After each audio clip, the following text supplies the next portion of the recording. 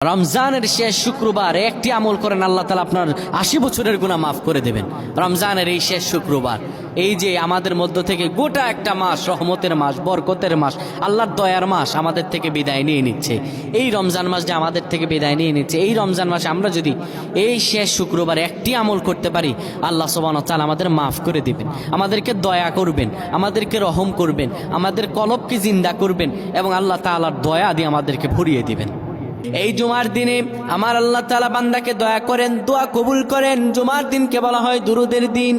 আসরের নামাজের পরে কারো সঙ্গে কথা না বলে আপনি যদি পড়েন আল্লাহুম্মা সাল্লি আলা সাইয়্যিদিনা মুহাম্মাদানিন নাবিয়্যিল উম্মি ওয়া আলা আলিহি ওয়া সাল্লিম তাসলিমা, এই দুরূদ শরীফটা যদি ৮০ বার পড়তে পারেন, আমার আল্লাহ আপনার সগীরা গুনাহ মাফ করবেন, কিন্তু কবিরা নয়। এর সনদেও যদিও দুর্বল, কিন্তু নবীজির উপর দুরূদ পড়লে আল্লাহ গুনাহ মাফ করেন, মর্যাদা বৃদ্ধি করেন, নবীজির শাফায়াত কপালে নসিব হয়। তাই নবীজির উপর দুরূদ পড়বেন, নবীজির উপর দুরূদ পড়বে যেজন, আমার আল্লাহ ভাগ্য খুলে দেবে সেজন। আল্লাহ যেন আমাদের বুঝদান করেন, পায় না আমি।